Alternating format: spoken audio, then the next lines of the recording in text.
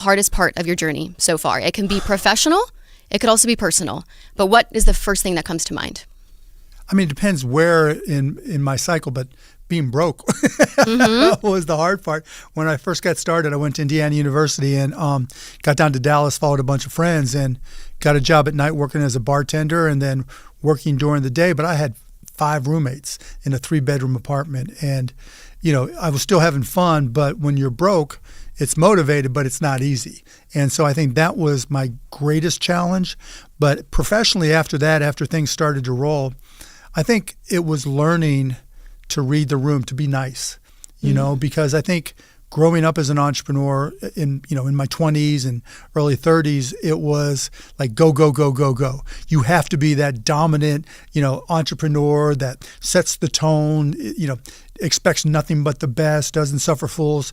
And that held me back. It took somebody, Todd Wagner, one of my friends and partners, who said, "You're a dick." At what age was that you realized that? This was in my 30s, mid-30s. Wow. Yeah.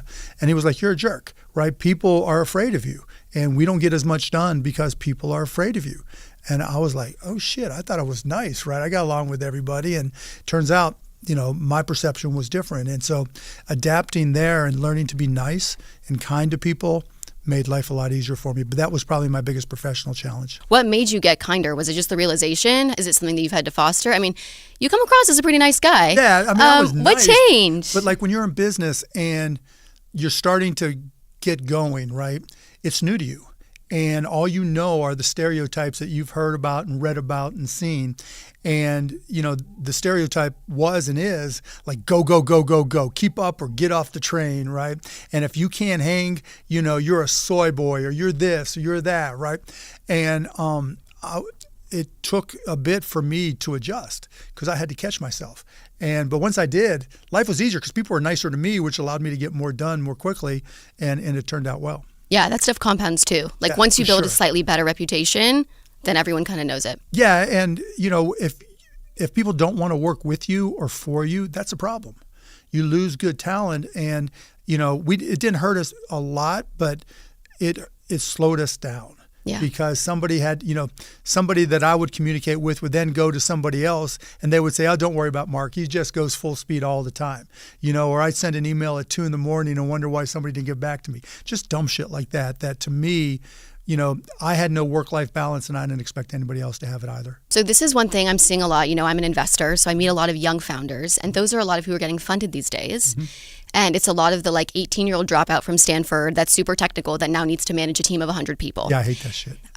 And my question for you is how do we teach them to be good leaders? Because I think that... Tell them to go to college and stay in school. Okay, yeah. Tell me your take on that. Because venture's obsessed. I mean, I'll be honest with you. I got a cold email from someone that was a 14-year-old wanting to raise venture capital. And I literally was like, please stay in school. Yeah, for sure. Yeah. Yeah. I mean, I've had the same conversations. My mom wants me to go to school, whatever it may be. And I'm like, yes, go to school. That's where you learn how to learn. You may have a specific skill, whether it's athletic, whether it's technical, whatever it may be.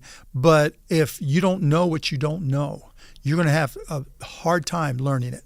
And if you don't know how to learn, if you're, being successful, the foundation to being successful is being curious. And not just being curious, but being able to be a sponge and assimilate as much as possible.